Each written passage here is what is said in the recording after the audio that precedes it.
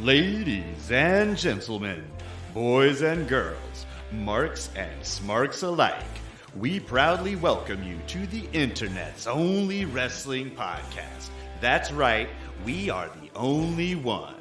We want to welcome you to Pin the Champ! Hey guys, welcome back to Pin the Champ. It's me, your host, Jeremiah, and Song. And we are so happy to have the professor back this week. Guess who's back? Back again. Today on Pin the Champ, Song is going to lead us in a discussion about the recent WWE releases. Kyle's been watching Rhodes to the Top, and he wants to chat with us about that. In light of years of head-scratching booking by primarily WWE, I decided this week that I want to talk to you guys about wrestling's missed opportunities. And then, of course, like always, we're going to review the Monday Night Raw from way back in 1993. This time it'll be April 26th. The awesome thing is that Song did not have to watch this episode this week because he watched it last week. I sure did. Yep. He thought did I tell you about this, Kyle, that he hit me up and was like, fuck, what episode was I supposed to watch? Hey, I'm old, man. I'm at the wrong side of 40 now, so I have an excuse. Honestly, though, I mean, this. I'm gonna say it now. Give the listeners a little preview. This is a pretty good episode. Nice. We had. I would say it's worth watching twice. We had a little preview of. I did watch it twice.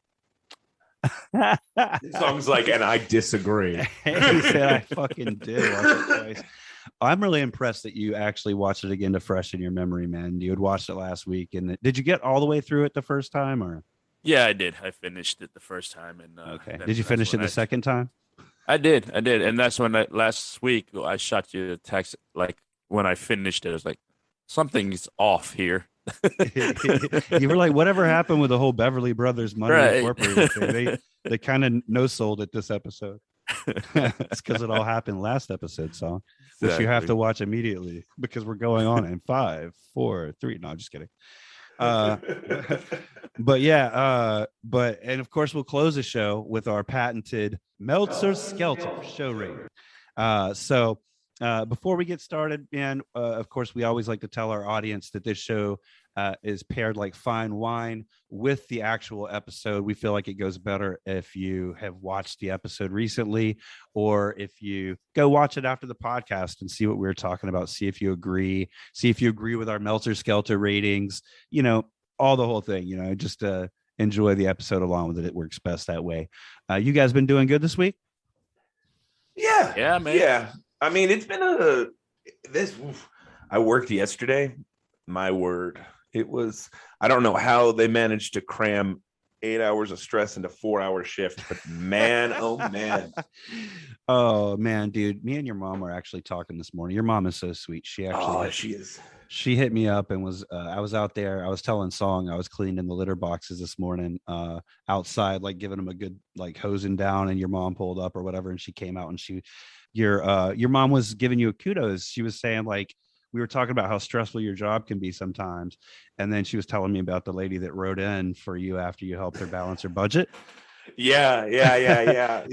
I said that is the sweetest thing ever, dude. That you're such a gentleman for doing that. And that's awesome that she wrote. Well, I mean, I like, not to give too much into my personal life on the pod. Oh, sorry. We can totally. No. I don't mind that at all. I just, like one of the, I work at a bank, and one of the like few good things you can do when being an employee of a bank,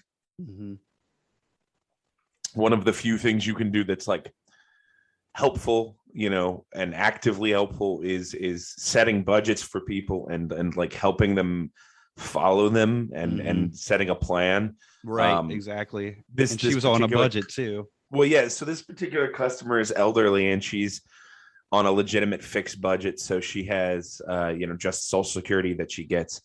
And until recently, every month she was overdrawn about $300. Oh my God. And so she was losing about $300 worth of like fees and just stuff like that. And that's huge. Erwin R. Shyster was on her back. Oh my gosh. Yeah. He was calling her a stupid tax cheat. You're awesome to do that for her. I just wanted to throw that out there, man. But wait, I don't understand why you would help her. Wouldn't it benefit the bank if she keeps overdrafting though? Yeah, I mean it would be beneficial, but like at the end of the day, like you want a happy customer. Well, like I mean, like my bank in particular contribute. Well, yeah, well, my bank in particular, I mean, I will say is probably the lesser of a couple evils in terms of, I won't say what bank I work for because that's too much, but I feel you. It is a local bank, and being local, we really care. Like we genuinely care more about our community, I think, than like a Wells Fargo does. Awesome. And so the idea being like if your customers aren't doing well, then your base isn't doing well, and that means you're not going to do well. Like I don't know how much I believe in the term of like compassionate capitalism, but that's what they believe in. And there are definitely, like I said, there are definitely worse financial institutions out there. So. Yeah. I'm sure most big bank will just keep letting it go because they can keep on getting more fees from her. Oh, absolutely. Which, business wise, is the smart thing to do. I mean, I have horror. That's what Song would do. Well, that is what Song would do. Also, don't let Song near your mom because he tries to hit on your mom. He's like the ravishing Rick Rude of Friends. He'll pull down his pants and he'll have your like your mom airbrushed on his shorts. It's really fucked up. Anyway, I digress. But it is kind of beautiful. Like you don't really see that kind of dedication to airbrushing anymore. Like since malls closed, I don't even know where to get an airbrush. We're in front of like certain like Lowe's. I think Chesterfield Town Center still have a t-shirt shop that airbrush t-shirts. Well, that's because Chesterfield Town Center is one of the few malls that still exists. That's true. That's true. This is also a podcast about local Richmond. Everything local Richmond. So just remember, welcome to Mall Talk. Even if you don't like pro wrestling, if you're from Richmond, you should be listening to this podcast because we drop little knowledge bombs, So having said that, to our pinheads out there, first time listeners, people who have listened more than once, people in every country who have listened, we appreciate that. And we want you to continue listening to us. You can listen to us on your favorite platform. We're on Apple, Spotify, Google, Amazon Music, Pandora, Podbean, and YouTube. Kyle, we're gonna hop right into it, man. Since we missed you so much last week, we're really eager to hear from you. I'm sure our pinheads are too. The world of pro wrestling, I think many of our pinheads would agree, is a little bleak right now. Somewhat. I would say the world of WWE is bleak. The world of the Federation is pretty bleak right now. Right. And it's very much like Star Wars. It's like Star Wars is the Federation, and then of course, AEW would be the Rebel Alliance. Yeah, exactly. It's very much playing out that way these days. So I have I've turned my attention from the Federation to a little product. I would say it's probably the most cutting edge and faithful to the tradition of what wrestling really is, which is fooling rubes. Right. And so I've been watching, and I'd love to talk to you about the first episode of Rhodes to the Top. Oh, cool. So have you gotten one episode in so far? Or I'm a couple episodes in, but I kind of I think each episode is pretty. I mean, I don't want to call it art. It's a standalone gem. It deserves to be talked about until I don't know where Brandy Rhodes has been all my life, but Jesus Lord, there is never been anybody who is better at pretending to be real. And by better, I mean bad. Wow. And she is just the best. Like Cody's fine. Cody does like his I mean, Cody's like from a family of, trained performers, but man, Brandy is just now. I'm not a huge, I've not watched, admittedly, I've not gone back and watched a bunch of her matches. No, me either. Is she considered a good performer? Are people like, because I've never heard anybody talking about like, oh man, I can't wait to return to the ring. And it's just like, is anybody asking that? Is anybody asking for that? I haven't heard anything about that in particular. As far as her being an in-ring competitor at all, being like, I've never heard. I mean, I've seen her as a manager before. She was great as a manager. Yeah, fine. She's a great talker. She's got a built-in story, being the wife of Cody, of course. But as far as an in-ring competitor, you don't hear like, hey, check out that Brandy Rhodes match or anything like that. What I do want to ask you about is what's your take on like, what about that heat between her sister? Is that real heat? Is that real heat? Oh, Cody's sister and her. Yeah. Oh yeah. That's you know what? I was actually gonna say I think that might be the only real heat in this entire show, because it seems a little strange to have such a big issue with it. I'll check out a couple episodes. You should. It's worth it for myself. It is the whole Jade. What's the other woman's name? Red Velvet. Red Velvet. Yes. Mm-hmm. Yeah. So in the first episode there is some drama between Jade and Red Velvet. Right. Velvet Sky, right? Red Velvet. Red Velvet. Velvet Sky was in like TNA. the cake. Okay, gotcha. So Red Velvet Cake does not like the fact that the Jade Empress slapped her with some potato-y force. It seems like she may have potatoed her a bit, which, Jade is new to wrestling. Mm-hmm. She is greener. Mm-hmm. So it's not uncommon for new wrestlers to be put a little bit more stank on their work hits. Mm-hmm. When they are in front of a crowd. They get real jazzed up, the adrenaline going, and you sometimes throw a work punch and it's not a work punch, it's a real punch. And I think that may have happened, but I think most of the drama is like artificial, which is good. Made a drama, but, also, I will say that Tony Khan looks to be the most confused person in the world. He's always just kind of in the background, like going like, huh? Yeah. Huh? And I'm just like, how did you become a billionaire? His dad.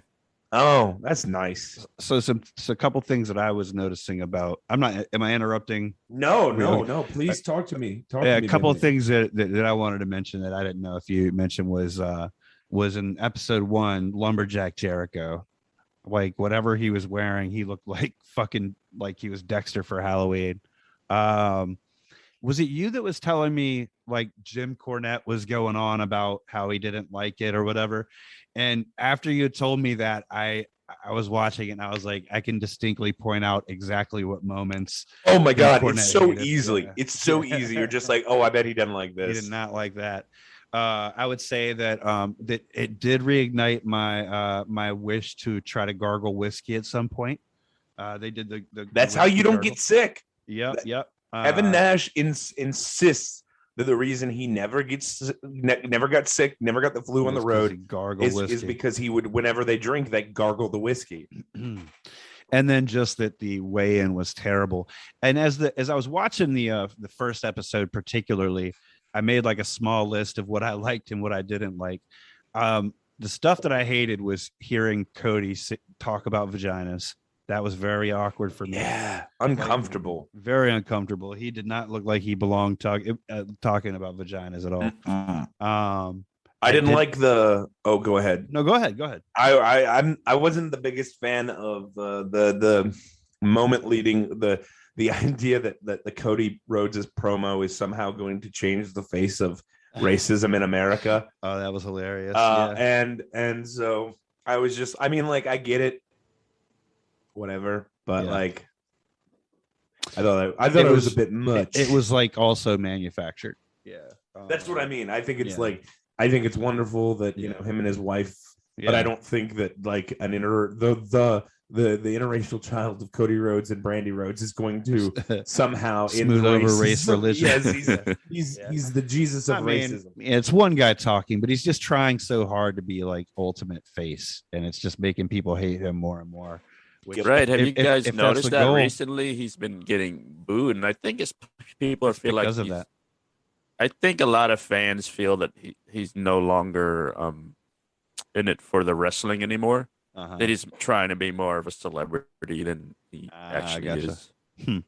Yeah, his intro is a little much for Cody Rhodes.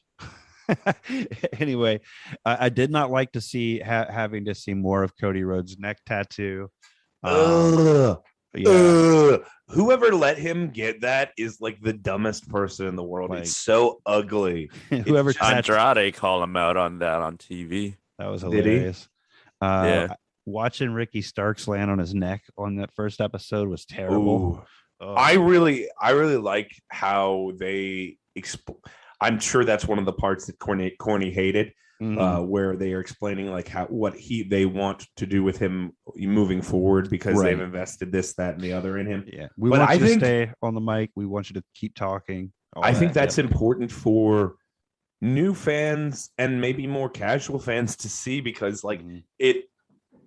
From a business standpoint, it shows that they care about their performers. That's true. And it's subtle, but it's saying, hey, we take care of our people. Like if you get injured working for us, we take care of you. Right, exactly. We're still going to try to find ways to use you. And I didn't love the showdown between I had it listed as Velvet Sky, but obviously I was wrong. Sorry about that. But it was the wine showdown between Velvet Sky and Jade Cargill. Like I said, like you were mentioning, totally manufactured or whatever. What I did love about it was getting to see more Tony Khan, whether he's confused or not. I kind of am fascinated by him as a young wrestling entrepreneur. I think he's fascinating. I love watching the fact that the two places it takes place is Jacksonville and Atlanta, which, you know, I've lived in both of those places. My mom lives there. My sisters live there. As much as I didn't like hearing Cody talk about vaginas, I also thought it was kind of funny. So I kind of liked it too. It's like, oh, this is uncomfortable in a very funny way. I did want to know what the fuck a champagne slam cake is. Do you know what that is?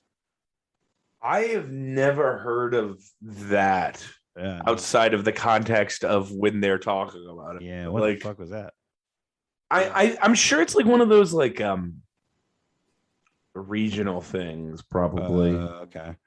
I also was kind of surprised. Cake. Yeah, I was kind of surprised to see that Cody could say WWE on the show. Did you notice that he actually mentioned WWE by name on one of the episodes? I think the first that was a little strange. I think it's because they're a publicly traded company. Okay. Yeah, it just kind of threw me off. I was like, oh, I didn't know if that was possible or not. But and apparently I did put under things that I like just because it's the funniest part of the drama on there. I think is it was Teal is the name of the sister, the gangster sister. That's just like hardcore Cody's sister. Wasn't that right, Teal? Yes. Yeah. So anyway, yeah, that's the notes that I had on. Oh wait, hold on. I found a champagne slam cake. Okay. What is it? Is it just an alcoholic cake? It's probably just made out of some champagne or tastes weird like champagne. You guys like champagne? I do not. So it's like a sponge cake. Okay. Where they use champagne in the batter. Okay. To make it a little airier. Okay. As long as it doesn't taste like champagne, I'm fine. But I'm not. It's buttery and sweet with a hint of champagne flavor. Pink champagne cake is exactly that. You don't like champagne? What do you celebrate with? Champagne cake. Carbonated beverages. That's about it. Ha ha ha ha ha ha. Beer. Beer. Yes. What do you celebrate with? Beer. Beer, silly. Yeah. That's poor people shit. Oh well, I don't know. It also tastes better than champagne, so that's all that I care. I like champagne. I don't know what you're talking about. It's kind of like how I tell Pui. Like she'll put two pairs of shoes in front of me and say which pairs of shoes. I'll say which one is more comfortable, and she'll point at them, and I'll say then of course that one. You know, so I feel the same way, kind of about the champagne and beer thing. It's like I'm gonna pick the one that's more comfortable. It's more tasty. You know, it's a beer. I'm gonna. You know what I'm saying? The champagne might be fancier and technically what you're supposed to celebrate with. Right. But if I'm like, it doesn't make me want to celebrate. Then you can drink the champagne of beer. Miller High Life. That's fucking horrible too. Guys, Brandy Rhodes has a cooking show called A Shot of Brandy. I did hear something about that. Oh my God, I need to watch that. You do need to be watching that. That'll be what next week's episode is going to be. New wrestling contributions are going to be watching all the reality TV shows that have spawned off of. If Total Divas was still a show, I would watch that. Like watching the baby shower staging, I guess, of the baby shower was pretty fantastic. Mm-hmm. And then the Mother's Day gift was pretty sweet. What was the Mother's Day gift again? It was he did the whole like the boxing stuff. Oh, that's right. Yep.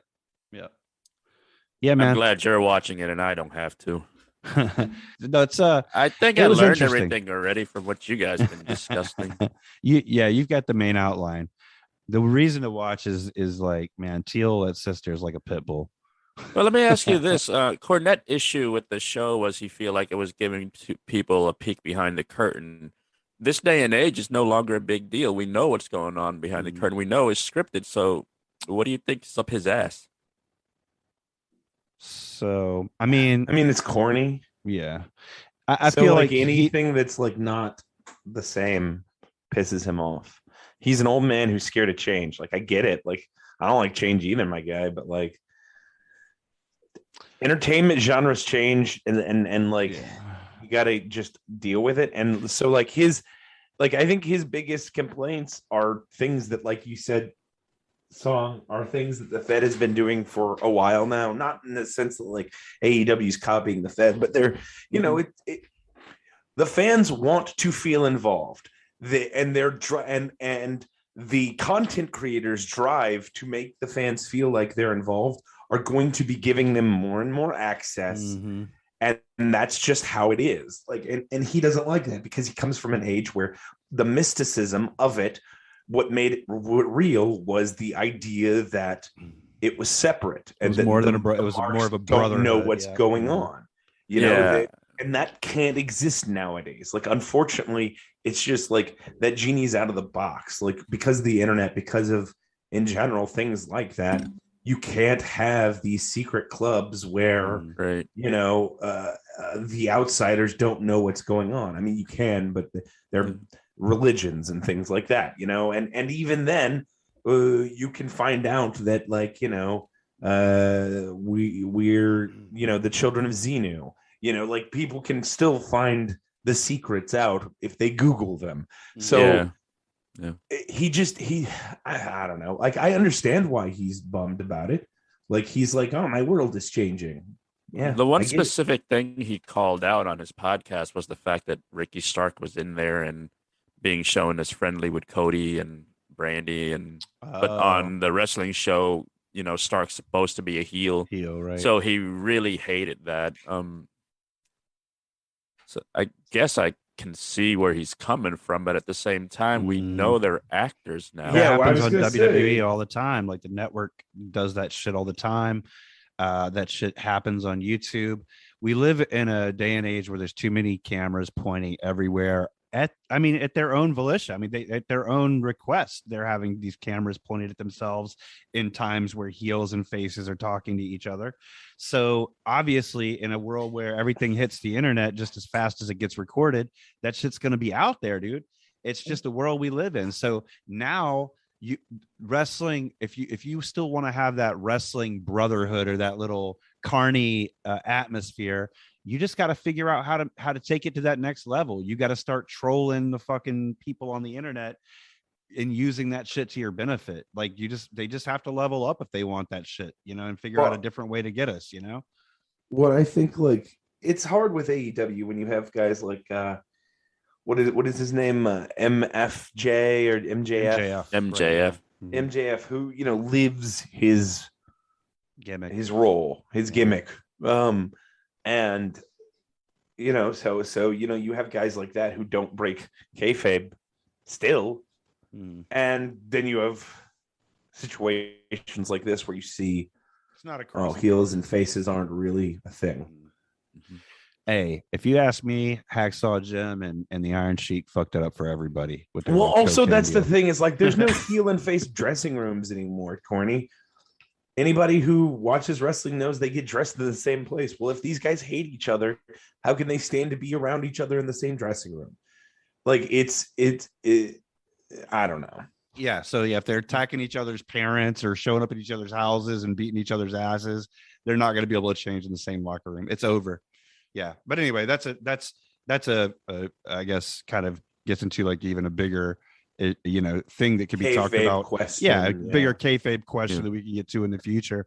All right. Well, for me this week, I think it was the episode we did again with Saheem the Dream and Jay McMahon that just kind of got me like thinking in this direction. It inspired me about wrestling's missed opportunities, because we know for every Hulk Hogan versus Ultimate Warrior at WrestleMania 6, for every Daniel Bryan winning the WWE title at Mania 30, for those great moments, there's at least probably like 10 or 20 huge missed opportunities that could have made pro wrestling fans super happy and would have been just the same kind of great moments that WWE likes so much. So when I was thinking about missed opportunities, I was thinking about that they really largely, in my opinion, kind of fall into two categories, right? They're the big missed opportunities that everybody knows about, right? Like the Nexus, Nexus, Hogan versus Flair at Mania 8, or Triple H putting Booker T over at Mania 19. People like him don't win champions, right? So there's those huge things that everybody knows about. And then the other missed opportunities category are those things that maybe only you think about that were missed opportunities. Maybe not everybody says it, but they're your own personal missed opportunities. But they're just as important because, like, dude, as wrestling fans, that's all we do is fantasy book and dream. Yep. Think about dream matches. That's the fun of it, right? So, like, for instance, like I've never really heard anybody until this podcast. I wasn't even inspired to think it until this podcast, but the whole like Ultimate Warrior being paired as a villain with Luna Vachon thing that we've talked about on several occasions. That's kind of like that's a personal missed opportunity that's developed that's come to light for me. So I went ahead and looked into a couple of the things that were bigger on the bigger side of things, and I'll go ahead and mention those now, and then I'll run down a few more that I looked up and kind of was like, yeah, that's worth talking about, and we'll just run them down and we'll talk about them if we want. But the first one I wanted to talk about was the big one that everybody knows about, which is Hulk Hogan versus Ric Flair at WrestleMania 8, and it's because of its scale. It at one point coming out of the 80s and into the early 90s, it's probably the biggest match could possibly be put on, right?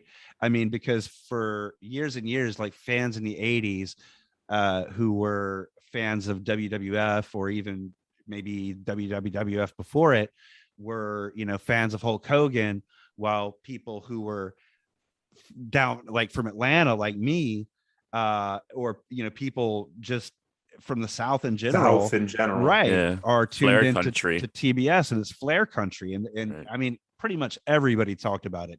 Who would win if it was Hogan versus Flair, right? So know what annoyed me the most about that situation, though? Flair came in and he brought the NWA title with him, which I thought was awesome because it was such a shocking moment. I mean, to see that title on WWF television, gold awesome. Belt. Yeah, that's awesome. My favorite belt of all time. Yeah, absolutely. It is the most iconic wrestling belt to me.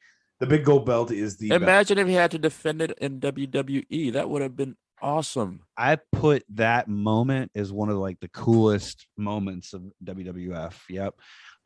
But I was looking about Hogan and Flair on Sportskeeda, And according to Sportskeeda, WWE, I didn't remember this as a kid. I don't know if you did, but WWE supposedly even announced a match. They had a video up, Sportskeeda did, but it was removed, kind of like maybe WWF asked them to remove it or something. Yeah, copyright infringement or something. Yeah. But at one point, supposedly, according to that Sportskeeda article, it was even announced to be the main event. So it's like, of course, it was a no-brainer. It was perfect timing for it and everything, right? So as far as why it did not happen, there are a couple of schools of thought to be believed. The first being that, the fact of the matter was Hulk Hogan was leaving right after this match to go on, I think, to do Hollywood and then eventually WCW. But Hogan supposedly did not want to lose that match at WrestleMania. So Hogan's idea was that he wanted to go out on top, right? By pinning Flair and leaving WWE as world champion. So that's like kind of like a Bret Hart situation right there, right. Kind of the same way Bret Hart was being, even before Bret Hart did it. But having said that, that's one story, right? That basically the reason it didn't happen is because a finish couldn't be had. Then the other school of thought is that the match, that Vince was nervous that the match would not be so special because they'd already been wrestling on house shows, which I do remember seeing that when I used to get like the Wrestling Insider magazines, and it would have like the whole local matches listed in the back of it. I don't know if you guys remember that. It would have like the matches listed that happened locally. And I remember seeing a bunch of Hogan and Flair matches. It would be like Hogan defeats Flair, Hogan defeats Flair, Flair defeats Hogan by countout. It just like, it would talk about like what happened on the circuit or whatever. But, those are the main two schools of thought. Hogan didn't want to take the loss going out, which is supposedly in the business what you're supposed to do. And then the other school of thought, Hogan always thought he was above the business. The Vince just wasn't convinced that Ric Flair was a draw because Rick wasn't a creation of him. I did really like what I saw. Like Sportskeeda's take on this was spot on for me. They said that they would have rebooked it. They would have let Hogan win the match at WrestleMania with the caveat, and that way the fans get the match at WrestleMania that everybody wants to see. But then, like the next night on Raw, they would pull some tactics and Flair would win the belt on the way out. And I mean, and that seems like it makes perfect sense to me. You give the fans what they want with the caveat that you got to drop the title the next day. That way you've got Mania ending with a face on top. Back in the 90s, that's what they like to do, Isn't that what they promised Bret Hart too, though? He said just when he'll drop the belt, he just didn't want to drop it in Canada. So they said, yeah, it was very similar. Drop it the next night or something like that was supposed to happen. But yeah, it was very similar, but that just never happened, Yeah. Anyway, I've never understood. Well, I guess it's egos and it's. Yeah, the whole like we can't figure out a match. It's like the match doesn't happen because we can't come to an agreement on how it's going to finish. They need to work that shit out a little better. Like, well, like if we can't figure it out, we need to agree to a dice toss or some shit. Like. Let's leave it to the fates. I don't give a fuck. It's like we'll leave it to the fates and we'll book around that. You know what I'm saying? I don't know. I feel like if I had a wrestling company, I would want to give that conclusion to the fans and that satisfying match to the fans. Wins and losses matter, but you can recover from them too. It's like, I would say that. I honestly don't understand how the WWE is run as like a organization, because it seems like it's run not like a corporation at all, but like I don't know. Like it just seems like it's run like a company by a psychopath. Yeah, I don't think you're far off from the truth at this moment. Like it seems like how the the nuclear power plant in The Simpsons is run, kind of. He's like Mr. Burns. That's good. And Kevin Dunn, and Bruce Pritchard is a Smithers. All right. So here's my next one, and then I'll run down a few that I found online. This one's more of a personal one, but I know it's also a big one that other people agree with. But it's one that was a big topic for a while, but it kind of fell on the back burner. But I was thinking about it in context of our conversation of missed opportunities. I mean, and all you really got to do is just look at the roster of WWE at any point, and you can start thinking of missed opportunities, by the way. If you just look at a wrestler, you'll be like, oh, there was a time when he could have done this cool thing, but WWE. Remember when the Fed didn't do this? That's how I got these ideas, some of them. And this one was The Undertaker retiring with his streak intact. I want to make the argument for that missed opportunity. So looking at how things wound up, right, panning out, I personally do not believe that the rub Brock Lesnar received from beating The Undertaker made the possible story of Undertaker's undefeated streak worth missing out on. In other words, I feel like agreed. Brock by his own volition was getting himself over by dominating John Cena. He was already a monster. He had conquered UFC. He was the most legitimate thing they had, regardless of that win. And so, I feel like other dominant wins could have been strung together without having to affect Undertaker's streak, his streak rather. Now, as far as his other loss, because he has 2 Mania losses, well, the other one's to Roman Reigns. This one's easier to dispute because at this point, if I remember correctly, the match was kind of snake bitten from the very beginning because Undertaker didn't feel like he was in shape for the match. So it did not make Roman Reigns look any better by beating a weakened, horrible looking Undertaker who already lost at WrestleMania. Reigns didn't give him his first loss. He did something that had been done before, and he did it to a weakened Undertaker. So I don't feel like Roman Reigns really looked any better for beating the Undertaker.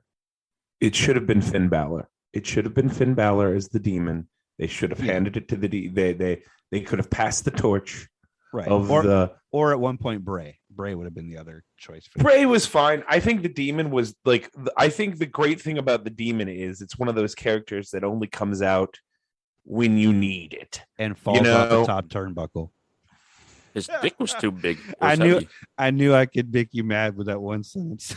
Such a fucking stupid thing. God, fucking idiots. The top rope, man. That's his weakness.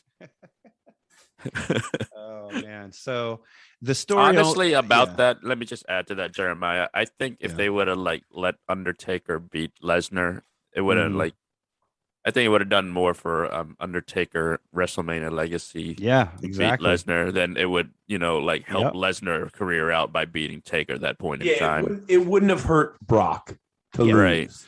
Right. So the only story that wound up happening here was Lesnar and Reigns are good enough to beat Undertaker's streak. And this was all at the expense of 20-something years of worth of matches.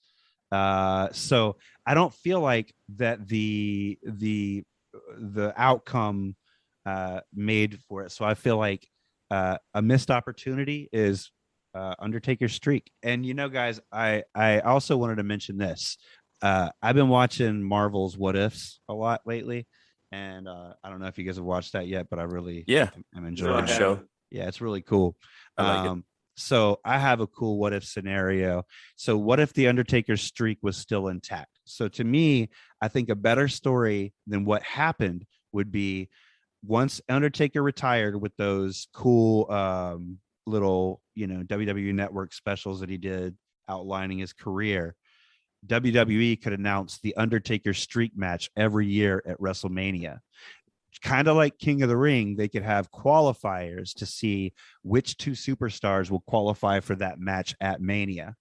And if at Mania, when they fight, whoever wins gets placed into the following year's Mania match with the goal each year winning and eventually defeating the Undertaker's streak. Maybe they get another prize as well.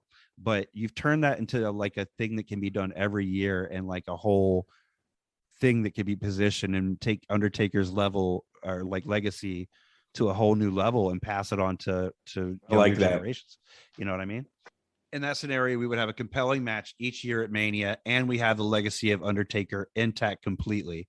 So I'll ask you guys now, do you guys feel like Roman, and I already kind of know, I mean, just by y'all's responses, do you guys and our pinheads at home, do you feel like Roman Reigns or Brock Lesnar's career trajectory or path would be any different today without that win? Of course not. I mean, Roman will still be Roman, and Brock will still be the monster that he is. Right. Okay. Beast. Yeah. You it's across the board as far as us Pin the Champ hosts go. We'd love to hear from our pinheads. We'd love to hear like a different opinion. I want somebody to tell me why they're like it's integral to his career. Exactly. So other huge opportunities in my head and online. If you want to speak to them, just stop me. But like I was saying before, all you need to do is look at the roster and you'll start thinking of these. Damian Sandow's Money in the Bank loss. And Damian Sandow in general. Daniel Bryan versus The Miz feud for WWE title after all of their promos. Their real life issue with each other too, right? Mm-hmm. Yep, real heat. As far as we know. Yeah. The moment on Talking Smack where he goes like, he's like, well, you know what, Daniel, you're incredible. You're the best, right? You're the greatest. Mm-hmm. But guess what? I'm still working. I love it. I became a Miz fan, and I already loved Miz. I loved him as a world champion. Yeah, and other stuff. Kofi Kingston's title match against Lesnar. Come on, man. I mean, okay, sure. If you're going to take the title off of Kofi Kingston against Lesnar, for the story ahead, I forget what the story ahead was. They wanted to put it back on Lesnar so he could fight Reigns or something. But did you have to make Kofi lose in like 10 seconds? There was a huge opportunity here. We've seen the matches that AJ Styles can put on against Lesnar. We've seen the matches that Daniel Bryan can put on against Lesnar.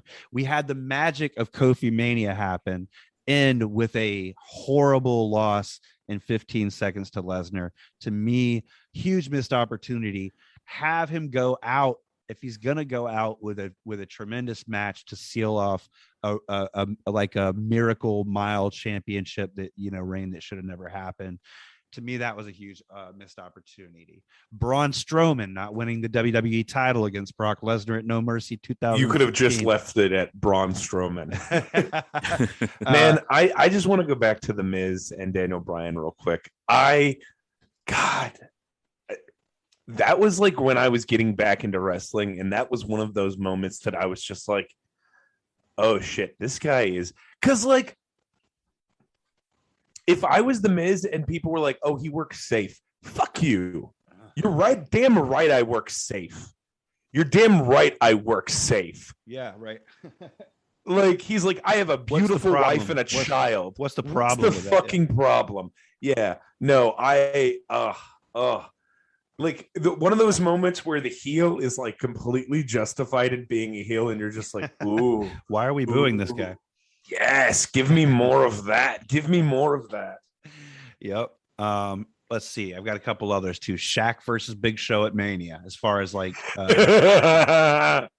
you don't agree with that right now? Come on. And also Karl Malone and DDP versus Hogan and Rodman. So, okay, admittedly, I saw Shaq versus Big Show is one on the internet, but they made the argument that as far as celebrity appearances go, like Shaq versus Big Show could have been entertaining. We'll move on from that because you guys can't move at all, dude. Oh. Anyway, he just lingers around like a fucking Frankenstein monster. So does the Big Show.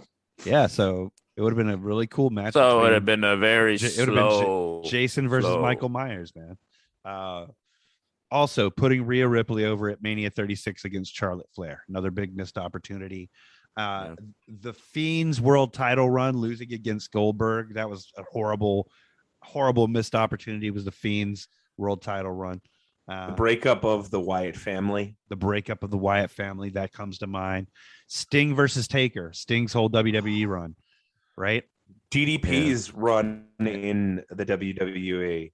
I got a huge one for you. WCW the Invasion. Diamond Cutter. Yep, the WCW Invasion angle. God. I mean, I know we're not covering new ground on this one, but like the Invasion angle could have been done a million better different ways. Yeah, that's another huge one that's on the list. Next one, another huge one on the list, and one that you mentioned, the Nexus. That whole angle was, I mean, I remember it being one of the more memorable moments of my recent wrestling history when they came in and ripped the ring apart and just ripped everybody apart. It felt really cool. And Brian Daniels had got himself fired. Choking a guy with a tie, right? Talk about a career that, like, what if he never got hired back? Jesus Christ. Like, what a missed opportunity that wasn't. Thank God they brought him back. I think they realized how talented the guy was. He wasn't exactly. This is crazy. Just a little bit more modern. Both Justin Roberts and Brian Danielson are in AEW now, so yeah, they still kind of joke around about that tie situation. There's a video on YouTube. You know how after each show they send a couple wrestlers out there to send the fans home happy. Yeah. Danielson called Roberts into the ring and started messing with his tie. Yeah, he started messing with his tie. Funny. That is hilarious. Yeah, if you guys have a chance, you should look up that clip. I definitely will. Yeah. What is the Miz doing currently? He was on Dancing with the Stars, but he just got released off of it. Oh, and that's I'm not going to get too much into it because that will take from what Song is going to be talking about. But Linda or not Linda. Oh my God, Linda McMahon.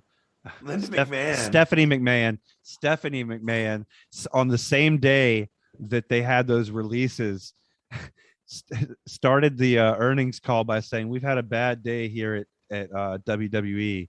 The Miz has gotten kicked off of Dancing with the Stars and will return soon. On the same day that they had the releases. How tone deaf.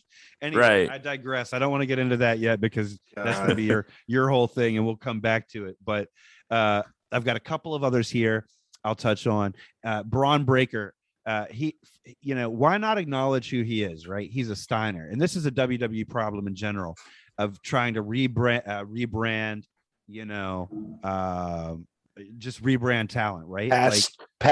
Like second and third generation. Right. Well, we don't acknowledge them, right? So this is a missed opportunity every time this happens because you're not acknowledging the history of wrestling, which is what people love about wrestling. I was actually talking to our friend Kevin about this Braun Breaker guy recently, and he mentioned something about how the WWE want to keep everybody's copyright. So if they call him a Steiner, he leaves the company, he can still be a Steiner, and that's what over it, man. Yeah, I'm not saying that's the right thing to do. I'm just saying that's probably what they're and their like backward ways of thinking. That's how they see it. No, definitely. I've heard the same exact thing, and I just think it's crazy. I also feel like maybe not so much now, but a couple of years back, there was it seemed like every tag team had like 3 people in it. The New Day, just Shield. Shield, the Wyatts. I feel like there was a big opportunity to introduce a trios title in the WWE at one point. I would have been so much fun. The internet mentioned heel John Cena, huge missed opportunity. For me, this one could still happen, right? Like there's always the potential that John Cena could pull a Hogan and come back for one more run and win his like last title as a heel. I think that would make it for a tremendous story, right? Like that'd be like that's a missed opportunity that could still happen. Yeah, he's pretty good at playing a bad guy in the Suicide Squad. Exactly. So he's learning in Hollywood. How to do this. I could definitely see a heel Cena. Yeah. So I'll ask you, Song Man. What would you say off the top of your head, other than what you might have mentioned now, would be, like a biggest missed opportunity in your opinion? Well, you were just talking about the trio. I don't know how they never had a New Day versus Wyatt versus Shield match. They never had that. No, they had Shield versus Wyatt and then Shield versus New Day, but never in like a triple threat tag team match. That almost seems like it should have happened so much that I can't believe it didn't happen. You know what I'm saying? I don't believe it had. I could be wrong though, but if it didn't, and it should, that's a huge miss. That would be so my cool. book. And if it did happen, we're gonna fucking check it out. Well, together. if it did happen, we didn't. It wasn't memorable then. Well, let's see. I'm looking at a. Let's see. I think you might be right because I'm looking at a YouTube video that says it right now, but I think the YouTube video might be like talking about what if it happened or something. Mm-hmm. I'm not seeing like match footage so far. Right. And then another missed opportunity, I think, is going back to something I got incorrect last couple episode ago was Edge and Undertaker. They did fight, but I wanted to happen when Edge and Undertaker were undefeated at Mania at the same time. I think they missed an opportunity there. Yeah, that would be sweet. Yeah, because at one point in his career, I think Edge was 9-0 going into WrestleMania. Yeah, I think you might be right that this never happened. Because the one that I'm watching is like them doing it on like 2K19 or something like that. Oh, yeah. That's them playing their own scenario out. Pinheads, if this match ever happened, even if on the house circuit and you guys knew about it, drop us a line and let us know. House circuit don't count. House circuit is not what is it? Not canon. Not canon. Yeah. Hilarious, man. All right, man. Well, that's it for me, man. I just wanted to kind of get that out of my body and purge it from my body. Yeah, man. Because to me, I can't live with this shit. And as you notice, mostly it's all WWE moments, right? It's like so many missed opportunities. I can't really think of any huge missed opportunities with AEW yet. But young company. And I was about to say, to WWE's defense, there was a large amount of time that they were like the only show in town, so all those moments you're going to love or hate mostly from there, unless you were like just watching independent wrestling. What's up with you, man? We know that you wanted to chat with us about something that's been super sad for any wrestling fan who cares about the wrestlers that are performing for them week in and week out. Yeah, man. So Thursday I was just, sitting at home catching up on AEW Dynamite around like 8 o'clock or so. Twitter started blowing up. I was like, what is going on? Because you keep on getting these notifications on your phone. It's like, oh, WWE has a new set of release. So I was like, oh, might just be like, so I'll just go ahead and take a look at this. And then I got online, went to sportingnews.com. They gave a list of all the wrestler that was released that day. So I'll go over this list with you guys. Keith Lee, Karrion Kross, Nia Jax, Ember Moon, Ava Marie, Mia Yim, Harry Smith, Lindsay Dorado, Grand Metalik, Jeet Rama, Katrina Cortez, Trey Baxter, Zeta Ramir, Jesse Camilla, B Fab, Oni Lorcan, Frankie Monet, and Scarlett Bordeaux. So the first three names that jumped out at me was Keith Lee, Karrion Kross, and Nia Jax. And then, Ember Moon had a lot of success in NXT, so I was shocked with that one too. I was shocked with B-Fab as well. B-Fab just got called up to SmackDown with the rest of the whole Hit Row crew. That was surprising. I mean, exactly. She is green in the ring, but I thought they had faith in her if they're gonna put her with that group. Well, it just seems like that you just debut these guys, right? You just have vignettes. You just debut them as this group. Give them a chance. See how it works out. You know what I'm saying? Stick to your guns. You had a plan. See the plan through. If it, and we don't know. We are only speculating about, whether she's green or not. We don't know the reason why she got released. We do know, of course, you'll probably mention as well that some of these releases are thought to have been COVID related or Yeah, vaccination related. But to speak on that, it's Nia Jax was the biggest name that came up. The New York Post has stated through a source with knowledge of WWE operation told the Post that one of the reasons Nia Jax was released was because she was unvaccinated. But she has taken to Instagram to deny all that. She said on her Instagram post, "I usually keep my personal life private, but yesterday reports leave me with no option but to clarify matters. I recently took a short leave of absence from WWE for mental health break. I've been working through so much more than I can share, and so I took some time with the full support of the company to take care of myself. Earlier this week, after WWE sent me my schedule to return to the ring for the November 15th show, I asked for an extension to my mental health break, feeling that I needed more time and hoping I would have ongoing support from the company I have given my all to for the past 7 years. I did not receive a response. The next I heard, I was being released. My vaccination status was never mentioned. I was never given any choices or option." So that's what she has to say about that. Okay. I don't know. I didn't know about that part. I had heard that there were a couple of the released wrestlers that posted some things, but I'm interested to hear what you said about that because I hadn't heard about that yet. Interesting. Yeah. Well, the Post report, it was her and 4 others were released for being unvaccinated, but so far Nia Jax is the only one that I've seen that come out and straight up deny that report. I don't know about.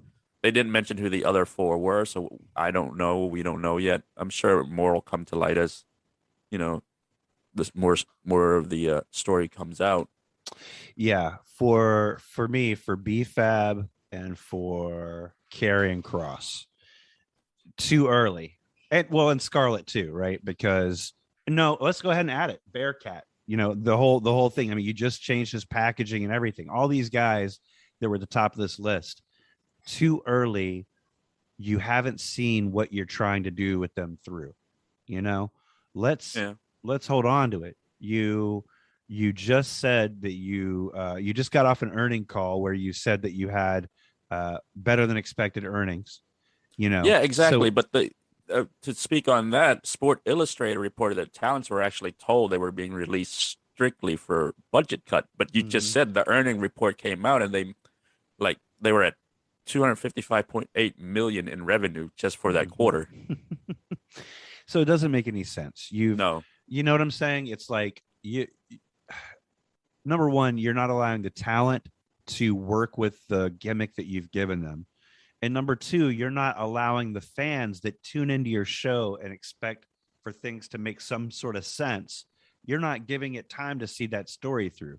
Now you're gonna show up. I haven't even watched this Friday SmackDown or what. I guess the next time I watch SmackDown and see Hit Row without BFAB, you haven't given me a time, and you're probably not even going to bother giving me an explanation as to why she's not there anymore. Nope. And same thing like Bearcat Lee, which I don't think he liked that. That's what I've heard. I've heard in reports that he didn't like that. But whatever, he was working with it. Maybe if you gave him TV time, you allow him to be the monster he is, whether he's heel or face, whatever. I think you would make a good heel. But this is what I take from it, that Karrion Kross, I'm not a huge fan of him, but he got it done and he got over in NXT. Right. You bring him to the main roster, you took away everything that made him what he was in and NXT. You added 2 stupid and you put things. and then you put a gimp mask on him and send him out there. And you had him lose to Jeff Hardy right away also. Right. Which kind of make him not legit anymore in the eyes of the fans. Right. And then he doesn't get over, and it's not on him. You guys saddle him with something that was never going to work. You set him up to fail from the get-go. And they're going to probably say oh, he wasn't over, so let's just get rid of him. Ridiculous. And totally the same ridiculous. Yeah, the same for Keith Lee, man. The guy was a double champion at NXT. He was people were basking in his glory, and then come up to the main roster. There was some shimmer of a hope for him because they had him face off with Roman Reigns in the Royal Rumble, things like that. You reminded me of the bask in his glory, and it brings me back to the same thing that they did with glorious Robert Roode. Like when they brought him to the main roster from NXT, totally over. And then they saddle him with a stupid face gimmick thing. And, luckily he's still with the company. I mean, I'm surprised he hasn't been released, He must be a good company man or something. I'm shocked too how long he's been able to stick around. Yep, exactly. Yeah, but Mick Foley posted something on his Facebook that I think it's that I'd like to share.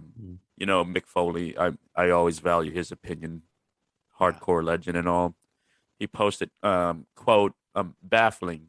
It's never pleasant to hear that people have been released from their contract in the WWE, but some of yesterday releases are downright baffling. I believe there is a silver lining in that there has never been a better time to be a wrestler with so many different opportunities out there, except for Ring of Honor. That's no longer out there. Right, that's true. But moving on, in the case of Karrion Kross, it does not take a genius to see that he will be reunited with Scarlett and instantly become one of the hottest duo in the business.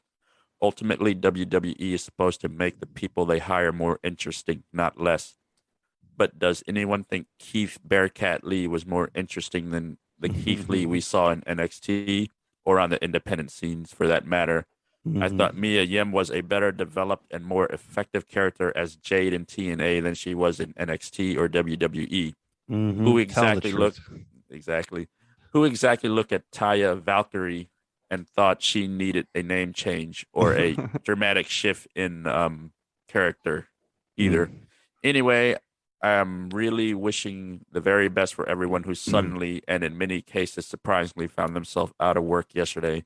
Some things just don't make sense. And, basically, I think Mick Foley summarized, what we're all feeling about the releases. Yeah, I definitely feel the same way. I mean, and of course, Mick Foley's probably not going to be in the Hall of Fame for a while. Or is he already? He's not in the Hall of Fame yet, is he? I don't think he's a Hall of Famer yet. No. Yeah, it's going to take him a while to get back there with these comments he makes. But I love that about him. He's never had a problem just speaking his mind about it, and it's very often exactly what we're thinking because it's because he's more in tune to he's more in tune to what the fans are thinking than what the company is thinking. Yeah, because he has more of a fan today. Yeah. He got a good finger on the heartbeat of the fan base. Yeah. Well, I mean, without getting into a diatribe of capitalism, that's kind of one of the reasons I've kept my mouth shut during all of this is in general, I think this is when you are trying to run a business for profit like this, the idea is the best way to make more profit is to have less people to pay. And that's what happens. Is it shitty? It is absolutely shitty. I worry that AEW is going to get talent drunk. End up like WWE, because they are starting. Sometimes there's 3 or 4 WWE recent employees in the ring. I mean that I don't even consider that anymore because if you think about it, they're wrestlers. Everybody's going to be employed from somewhere. One or the other. Yeah. Exactly. But buying up all the talent the WWE lets go of. Don't get into that. Don't get into that because that could be part of their plan. I mean, it could be all strategic in that we'll overfeed them till they pop, and then when they pop, we'll just gather up all of our old talent at half the rate. That's genius, but I don't think McMahon is that smart. He's losing it. Yeah. But I don't know. I didn't even realize Harry Smith was with the WWE still. Well, I thought he was with One Direction. He was. That's Styles. Isn't he the watermelon sugar guy? Harry Smith? That's Harry Styles. I don't know the difference. Harry Smith was Davey Boy Smith kid. Right. No, he actually wasn't in WWE. They had just rehired him and he hadn't even been on TV yet. Obviously, he didn't need developmental. He's been a tag team champion, but I think he started talking to WWE again because wasn't the last round of Hall of Famers his dad? Yeah. Yeah, so he started, he did the induction speech for his dad, and I think he started opening up talks with him again, and eventually got. He did a freestyle for Vince McMahon in the subway, and he was like, "Oh, I like this guy. He'll be good for the hip hop." What was his name the first time he was in the WHD something, or they just gave him an initial, I think. I forget. Yeah. That's my old ass, but I know what you're talking about. He was with like Dynamite, or not Dynamite Kid, Tyson Kid. Tyson Kid, yeah. He's with Tyson Kid. Any of these releases you think would be? I know you guys say you don't want AEW to just get overflow with former WWE talents, but any of these names you actually do want to see in AEW? Well, I want to see Wyatt. I want to see Wyatt there because that's from the last round. But this round wise, I agree. I would love to see Keith Lee there. I think Keith Lee should have been in AEW from the beginning. I think he was kind of wasted in WWE. I think his kind of size on the main roster, though. You mean? He was doing great in NXT. He was great because he was. Yeah. It's more niche, but how long do you think it'll be before AEW starts their own NXT? I think a little bit of time. I think right now, kind of like Dynamite Dark on YouTube is kind of like YouTube. It's kind of like their NXT proving ground. It's like their proving ground or whatever the case it is. They kind of have it, but it's not like official. But it's like their jobbers. I would like to see Ember Moon in AEW. I think she can really make the women division there like pop. Yeah, that's one thing is like they should gobble up all the female talent because their women's division's like meh, and they just let go of a couple really great women, including Ember Moon. Yep, I think Ember Moon's a good fit. One of those talents that's great both inside and outside the ring. She's got a lot of personality outside the ring that makes her really entertaining. I don't really care for Karrion Kross to show up on AEW. I don't like Karrion Kross either. I think we're all right. Karrion Kross is like just kind of dumb and lame, and I don't really care for his gimmick or his talent. Yeah. Yeah, that too. But yeah, I think that's the main ones. Keith Lee, Ember Moon. I mean, I wouldn't be mad. Like, I think Kyle's right. They couldn't hurt picking up Mia Yim. You know what I mean? Yeah. Add to their women's roster. But I'm excited. I want Bray Wyatt from the last round of releases to get hired there, and I want Kevin Owens from the next round of releases to go there. Do you think Kevin Owens is going to release, or he's just going to not sign he's just not going to sign a contract, right? Sign again. I'm just saying these are the people that I really want to see go to AEW. With Keith Lee, were they trying to do some sort of like Ernie Ladd type gimmick with him? Was that there was an old school Bearcat, yeah, and that's the old cat, the old Ernie Ladd. So I think they were trying to gift because Ernie Ladd was the big cat, right? The big cat, yeah, right. I think they were. What is a bear? Is there an animal that's a bearcat? There's an animal called a bearcat. Yeah. Is it like a cross between a bear and a cat? I would imagine it's a hybrid. It's not literally one. They started splicing genes. No, it's not literally one, but it's if you look it up, island, it's like Island of Dr. Moreau. It says I might be killing this, but it's called a binturong. Binturong. The binturong You're always wrong. Is also known as bearcat. It's a native to South and Southeast Asia. Yeah, so it's definitely real. But it doesn't look like Keith Lee. So it's native to Asia, Southeast Asia, and they gave it to a black guy. Yeah. Anyway, yeah. Oh, man. Geez. Here we go. Song. I think this is one of those few instances where you can absolutely openly critique this. Song's like, Southeast Asian, huh? Yeah, finally. He's like, why wasn't that? Why can't I be Bearcat Lee? He's like, you know how often Southeast Asian come up in wrestling? Not often. He's like, not often at all. How good does Bearcat song sound? Oh, Bearcat song does sound cool. Oh man, oh Lord, what else you got on these releases, man? That's about it for me, man. I just wanted to mention like some of the stuff like fucking bummer. Oli said shit like that. It is a bummer. It's always sad when somebody. I mean, and then the thing is like there's a few of them that I don't really think I worry for. It's like the fucking Harry Reeds or whatever you call them. Like I don't even know who the fuck that is. Right. Well, and that's we were dream, just right? talking. There's less now. There's one less company these guys can go to with Ring of Honor shutting down. What dollars to donuts? How quickly is the Fed going to buy their video catalog? Ring of Honor. I have no clue. I hope it's soon. I mean, it was like how many million? It was just like 1.4. We could almost do it. Didn't I text you guys that? How much? Yeah, I think you did. I think you were like, I was like, can we get a loan? And well, this went off the rail quick. Mm-hmm. Yeah, and we haven't even started talking about the episode yet. So yeah, to our pinheads out there, what made you love wrestling this week? If it was nothing, what made you hate it? For me, it was the releases. Hit us up if you have any suggestions on what you'd like to hear us talk about, or if you just want to vent or just want to talk to us or just say, hey, we love to hear from you.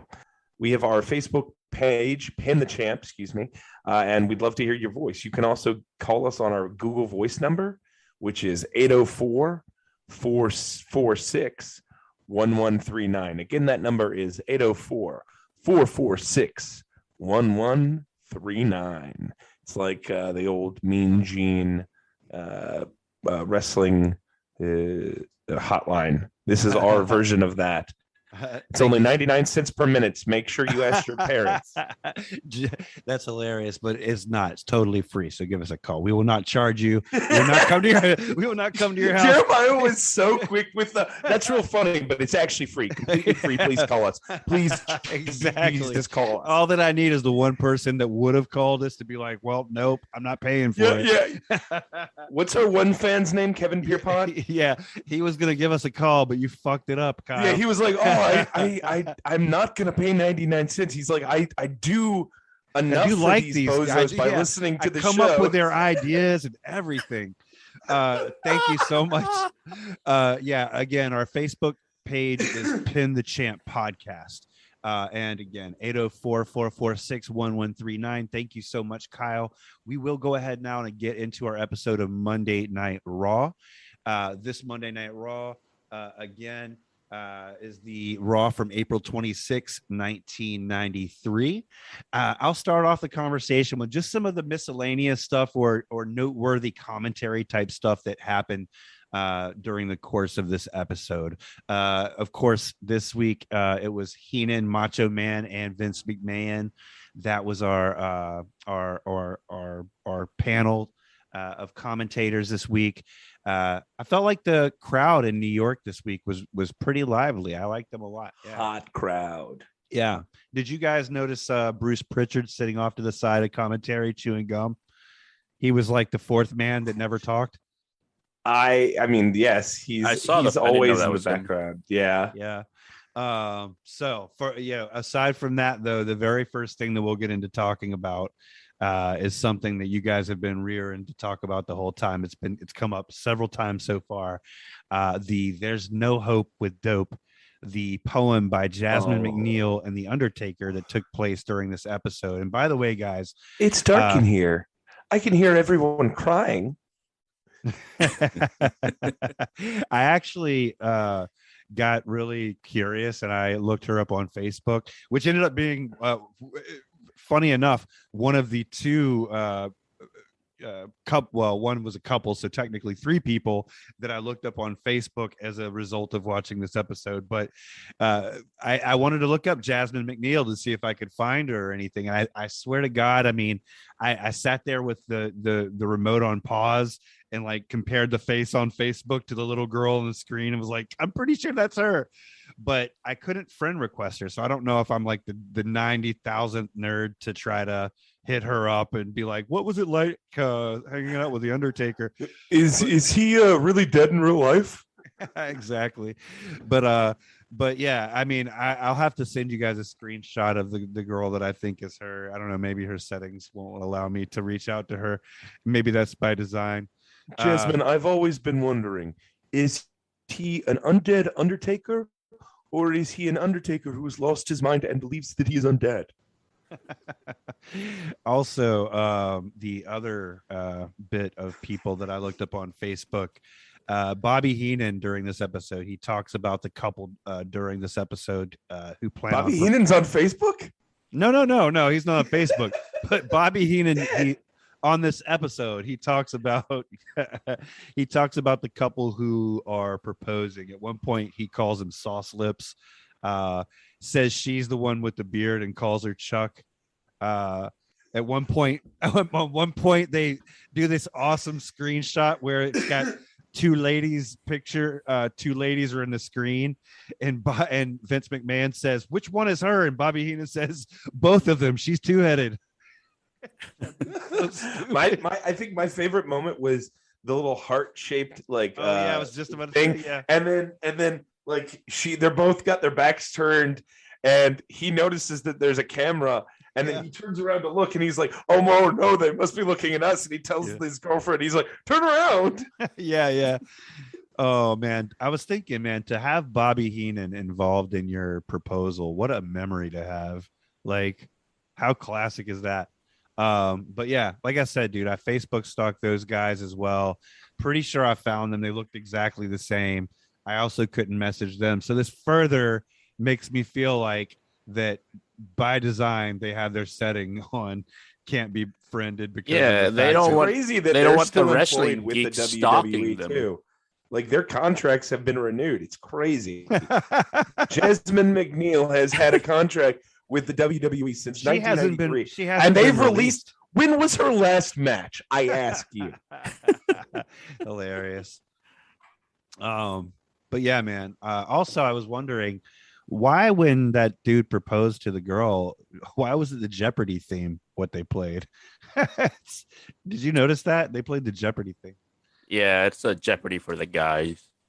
It's always, Is that what they were implying? Insinuating. I think it totally was. That's the only thing that I could think of, is that they were insinuating. Oh, fellas, that the fella is in what it's jeopardy. like when you have that partner for life who loves you regardless of who you are.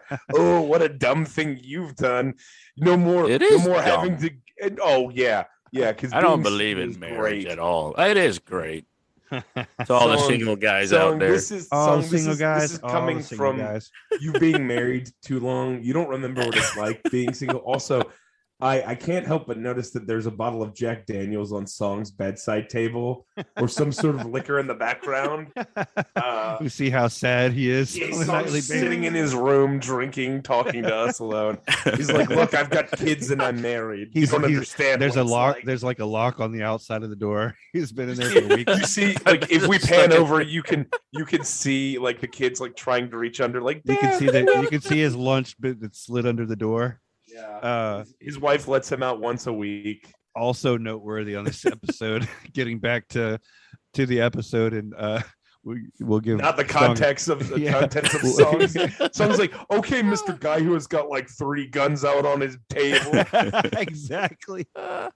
Noteworthy on this episode, they previewed King of the Ring pay-per-view coming up on June 13th. So we know that we have another pay-per-view coming up. Excited for that too, because that's when King of the Ring was awesome, and this at least interesting, right? And then they reminded me that was my last conversation when you weren't on the show last week. That was my my conversation. You'll have to listen to last week's show, or the last show, Kyle, because I had kind of gone over some King of the Ring facts. Pretty fascinating stuff. So anyway, they mentioned qualifying matches: Doink versus Mr. Perfect, and Lex Luger versus Bob Backlund for the King of the Ring pay-per-view. Also cool was Bobby the Brain Heenan watching the Braves game and Sir Mix-a-Lot during the show. You remember he was like doing the channel surfing, and at one point he was trying to pick up the dirty channels. He was trying to get the 1-900 channels. Remember when that was a thing? Like I do. I'm sure kids, if you're born before or after the year 2000, it wasn't a thing. But But back in like the adolescence, like there was the Spice Channel and the Playboy Channel, and like now it's just like at their now you just fingertips. like, I was gonna say you just go onto your phone or computer or whatever. Don't tell them all the steps, okay, Kyle? Oh yeah. Well, you used to have to try to like guys. You just drift on over to Pornhub. I love the idea that like teenage boys are listening to this to learn how to like find porn. Please. They're just like, guys, you wouldn't believe this. I was listening to my favorite wrestling podcast, In the Champ. You mean the one with 3 adults who talk about wrestling? Yeah, it's my favorite. Anyway, they were talking about pornography and how to find it. Apparently, you can get pornography on your phone or computer by going to pornography websites. Really? Yeah, I would never have found out if it weren't for the gentleman on Pin the Champ. Oh my God, that's fucking hilarious. That should be our commercial. That should be our and commercial. That's Kevin Pierpoint. Yes. We're teaching him so much about life. He's our child and we're raising him. That's hilarious. So getting into the actual action of the night for Monday Night Raw, I almost cannot even get. That's so funny. I have no idea, man. That's hilarious. No, that was hilarious. So you guys can correct me if I'm wrong, but I'm going to run down this in-ring action by lowlights, highlights.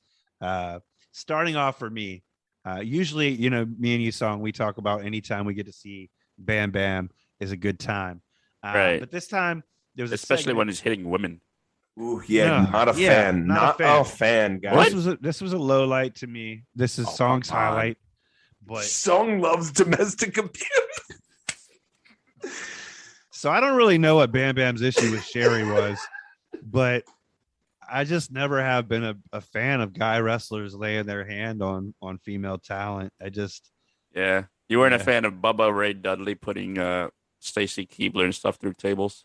Oh, yeah. As shocking as it was, and as sometimes as a wrestling fan, you have to remind yourself sometimes shocking isn't good, because we always look for those moments. So, but you have to I just feel like it sends forth a bad intergender. I agree. I just as somebody who tries to be somewhat of a gentleman, was raised by my grandmother. I just can't help but think that it's setting the wrong example, especially that 90s stuff, because they would just what Bam Bam was doing to Sherry was looked a lot like real abuse. I mean, he's grabbing her by the hair and she's down on her, For me, it's I won't lie, I didn't think about it when I was a kid. Yeah. And now as an adult, I don't know. It leaves a bad taste in my mouth. I feel like it doesn't for me, it's like rape scenes in entertainment. I don't feel like it's super duper necessary. It can be implied and be fine. Yeah, well, especially with Game of Thrones where they added rape scenes. I'm just why? That's right. I don't know. Right. So that's the same for me. I realize art can be interpreted any kind of way, right. and I'm not telling another person how it should be. Just for me, it was a low light. And there is also a place, I will say, on a personal sense, there is a place for in art to show shocking things that happen to kind of shock you into saying, oh, this shit's real. This is something that needs our attention. But as a wrestling trope, I think it can be left out. Well, also and maybe it should be used on a higher scale. I would say, right, a higher scale. If Bam Bam was a face, this huge face, if we were watching, who's the biggest face at this fucking point? Tatanka. At that point, it would have been Hart, Bret the Hitman Hart. Right? Bret. Okay, yeah. So we fucking come back and we see Bret hitting a lady backstage, and that's his turning point into a heel.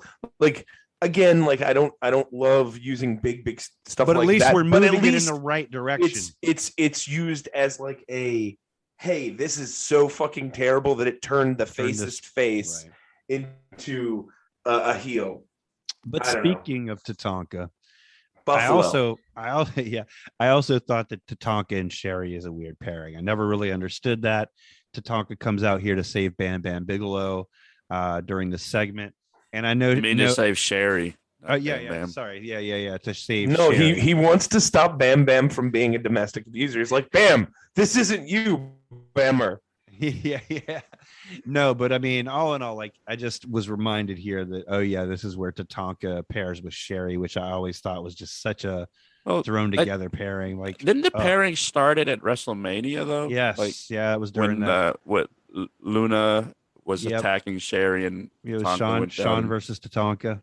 Yeah, if I'm not wrong, it's because Tatanka doesn't sound like a Native American stereotypically sounds for the like, and so like they, when you hear Tatanka talk, it's not the racist caricature, and I think maybe because of that, people are like, it's like when you hear Yokozuna talk and it's Rodney, and it's not like the Japanese menace Yokozuna, because Rodney is actually Samoan and talks like he loves hip hop.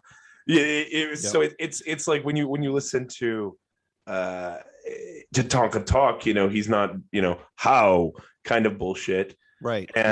And I think because of that, they may have wanted to give him a mouthpiece. Yeah, maybe so. I like still a fucking weird pairing to me. I always got the feeling that like they never really put a lot of they had a lot of faith in Tatanka as a worker. Obviously, with the streak. How many memorable Tatanka promos can you think of? Oh, how many? Zero. How many in general Tatanka promos can you remember? Well, and if you think about it, on the back end of his career, he was mostly in tag teams with a mouthpiece, Jim Cornette or other people. So I think what you're saying holds IRS in respect. Yeah, he was when he was a heel. He was with IRS, who does the tax cheat and fool tax cheat. Mm-hmm. And we know he can talk. So you're very true, very true. Moving along though, my other I'd say low light of the evening. Before we get to the highlights, I do agree with you, Kyle. Earlier you said overall a really good match. I'd say there were more highlights than lowlights because I only have this other complaint. The Typhoon versus Baron Von Crush match to me was just kind of throwaway. Hacksaw gets on the phone during this match with commentary. He's hyping his match next week with Shawn Michaels. Him and Heenan were, of course, gold going back and forth. Heenan was calling him like a cross-eyed half-wit moron and all this. I resemble that comment. Yeah, exactly. And I just want to say, like, if I'm not mistaken here, was this the main event? Or was it? I think it was. It was the last match. Yeah. So and it was just used to put over another, program that they were building. I'm going to argue that this was more of a Baron Von Crush match than it was a Typhoon match. Mm-hmm. Yeah, I feel like Baron Von Crush was more on the offense. Mm-hmm. Was control of the match most of the time until the end. Yeah, I mean, I could agree with that. He definitely. He was definitely getting offense in there, and then Typhoon. Well, it was not the squash match that you normally see with jobbers. Like this was handled like a regular match. Like Baron Von Crush is this person that we should be known and familiar with, and like on the scale of competitive with Typhoon. The Fooner, that's Hulk Hogan's best friend. Yeah, that at this point, yeah, he is one of his best friends, if not. So like, yeah. So like. Because naturally Hogan would be Von Crush. Is he a new up and comer? Yeah, he ends up being right. Baron Von Crush ends up being Big Vito, right? Yes, yes, he does. But like they're making him. I feel like maybe I'm wrong. It felt like more of a mid card versus. He was putting in Virgil offense. Yeah. At least.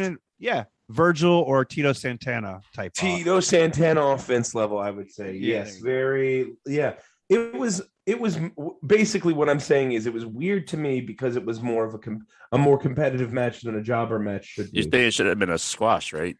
I mean, the Typhoon match. If it's not going to be a squash, then why isn't it with a named wrestler? There you go. All right, moving on to the highlights of the show for me. The show opener was fine. Damian Demento. I always like seeing a crazy bad gimmick from the 90s. And then Randy Orton stole his gimmick. I just fucking, that was the next thing I was gonna say. Literally on my notes here, Demento was really playing up the voices in his head gimmick. Wait a minute, that moment you realize Randy Orton stole someone's gimmick. I just realized. My bad. No, it's fine, dude. Like that's the point. I think it's great. Like you thought the same fucking thing. So that's totally fucking amazing. I do want to say I don't think Damian Demento deserves a Mr. Perfect strap down gimmick, right? You know, to me, that Mr. Perfect, when Mr. Perfect puts the strap down, like big time. That's what, like, that's a good. I would say that this was the most competitive Damian Demento match so far that I've ever watched. That's fair to say. But again, still, Demento got some good offense in too in this match. Demento to me is not straight jobber. I know we've talked about this before. I feel like Demento, he's got a character. I think he had some not great vignettes, but maybe like some backstage segments or something. So I don't consider him jobber. I know that we have some disagreements on this. The thing about Damian Demento is he hears voices in his head. They counsel him. I like it. All right, man. We can't leave this match without saying Mr. Perfect. He won this with a perfect plex, of course. I hear voices in my head. I'm Damian the dread. So next match. Originally, this next one was like it was borderlining gonna be on my lowlights list because Lex Luger, I've told you, not my favorite guy. Sexy Lexi, baby. Kona Crush, not my favorite guy. I think the match would have been a low light for me if not for the shenanigans. First of all, I thought the graphic of Lex's bionic elbow was super funny. I thought it was like, hilarious. look, you can see the. I thought that was awesome because I thought that was like. You thought it looked legit? Yes. Are you kidding me? I thought it looked so cheesy. I was like, oh my god. I'm on the cheesy train too. Wait. I'm on the cheesy train. I love it. Am I just an idiot? And I thought that was his real plate. Kyle was looking forward at the TV like, oh my god. Wish I can do that. Here's the thing. I did not pay that much attention to it, so I gotta say. But like, I thought they were. I thought it was like a real. This is where I'm going to be a Sawyer. I thought it was a real. I thought it was a real bionic thing. I thought it was a shoot.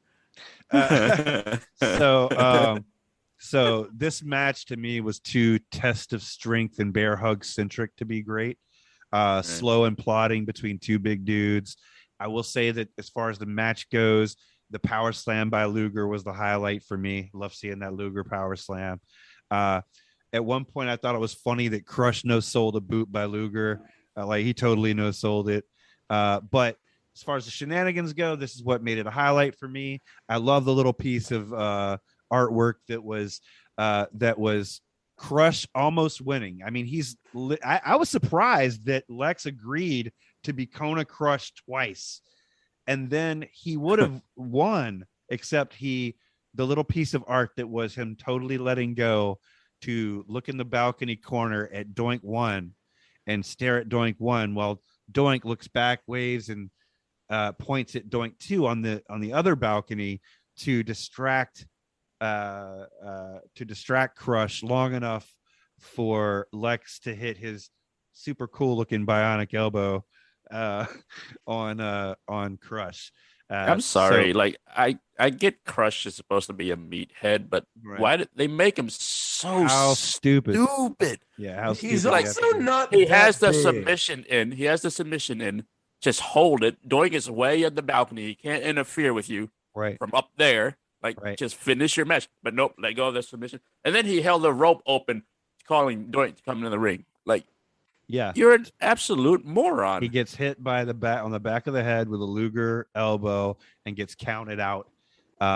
You know what I just got a vision of? The best seller in the game. You know what I got a vision of though, Kyle, when Song was just talking to us about what Crush did wrong.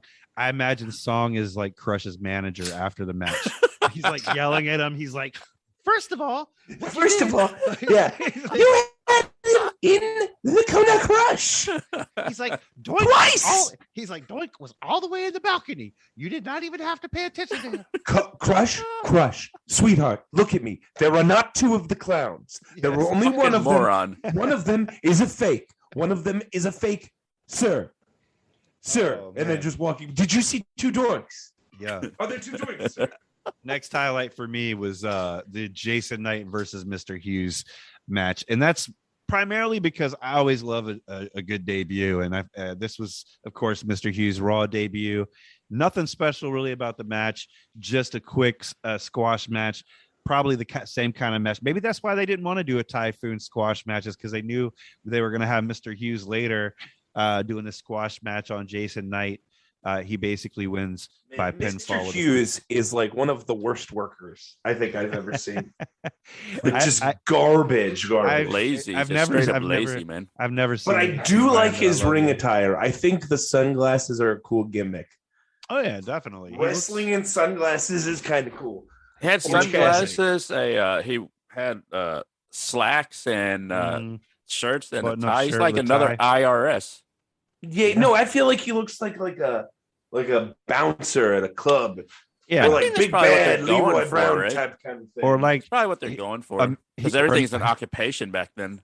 He looks like a Men in Black or a Blues Brother. A Blues Brother. I was about to say, yeah, or like a Blues Brother. So he wins with that choke slam, and then we get a Smoking Guns vignette as well, right? That Smoking Guns vignette. Right. Yeah. Got to be a highlight. The fucking highlight. I would have, honestly, you come to me now and pitch me a show with Bart and Billy Gunn as cowboys, I would watch the shit out of that. You're like, they're both like, well, Bart Gunn is a charisma vacuum, and Billy Gunn has enough charisma for the both of them, maybe. So I remember as a kid, I hated like cowboy gimmicks. It wasn't my thing. So I did not like these guys coming in, but I always loved a good vignette, and I still do. That's like still one of my favorite things. So I think if they came in nowadays, I would just appreciate the fact that they're a real tag team enough that I would like them. They'd be like my favorite tag team. If they came in today, they would have them feud with Tatanka. Cowboys and Native Americans. Yeah. I think because I'm an adult now, I you're right. I hated cowboy shit when I was a kid, and like country music bullshit and all that kind of stuff. Cowboy shit. But now adults, as an adult, I'm like, no, I actually like this shit. This is cool. Aesthetically, at least. I don't know about the history of that kind of stuff. But the aesthetics are cool, and I like watching wrestlers in jeans and cowboy boots beat the shit out of other people, because I think I'm like, oh, that looks like I have a pair of cowboy boots, and I'll tell you this: if I was to kick somebody with a pair of cowboy boots, even with a work kick, it would fucking hurt. So is it a loaded boot? Oh, that'd be sweet. Oh, there's a demon in this boot. There's a devil in this boot. All right, man. But and another thing that this vignette I couldn't help but, and anytime I really see the Smoking Guns, because it's such a contrast, is just because I didn't watch wrestling at the time. I watched when the Smoking Guns came in, but not when he won Brawl for All. So it's always funny to me, that juxtaposition of seeing like Bart Gunn as like a horse riding cowboy, and then thinking that he legitimately knocked out Dr. Death, like that he legitimately just took out Dr. Death and ended his career, which is sad. Like, I hate that Dr. Death's career kind of ended at Brawl for All, but it is such a crazy juxtaposition, right? Yeah. I think that I feel bad for the Young Guns, because they're both actually pretty talented. Not the Young Guns, the Smoking Guns. Smoking Guns. Young Guns would have been a better nickname. That's a movie. I think Young Gun. Yeah, it was a movie. Yeah. That's the one with Emilio Estevez and Charlie Sheen, right? Billy the Kid movie. Yeah. They should have just gone for the fucking TM. Just called them the Young Guns. but with two ends. Yeah, I remember that WCW guys, right? That would that would have been a better. That's a better. I think that's, but because the Smoking Guns, unless they were like Rasta themed, like my boy Rasta Cowboys. Hey, we are the Smoking Guns. Yeah, exactly. Oh my God. Song loved that idea. Look at his face. Look at him. He didn't even move. He's like turning off his camera. Yeah, he's like songs like normally I don't go off cam for anything. Yeah. Say, but I can't keep my face straight. All right. So last but not least, guys, as far as my highlights of the night goes, is the Shawn Michaels interview. Of course, back in the day during these Raws, I had forgotten, but Vince did most of these interviews, and he's interviewing Michaels again here. Vince McMahon is teasing a match with Mr. Perfect, but said next week, though, Michaels will be facing Hacksaw Jim Duggan for the Intercontinental title. Longtime rivals. Jim Duggan, Shawn Michaels. But yeah, Michaels versus Duggan for the IC belt. We know that Michaels is, no spoilers here, guys, but we know that Duggan is not a former IC champion. Wait, you mean Duggan doesn't win? Exactly. The Hacksaw loses. So I do want to mention here that Shawn had enough heat, man. He didn't even have to try.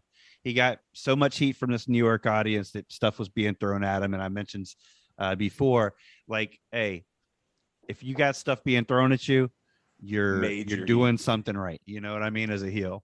And I thought they were chanting Shawn is dead. Turns out they weren't. So no, they weren't. But one thing that I can't get over, and I remember we talked about it in a previous episode, they showed again the spot where Shawn hits Mr. Perfect. You know, those big gray trash cans, like industrial size ones? Yeah. And he like nails him right on the bridge of the nose with that thing, dude. Those things are heavy. I don't know, man. I think that Shawn would have had some real heat for me if he'd have landed those big ass, unless they were gimmick too, and WWE is just that good. But to me, they look like legit big ass gray trash cans.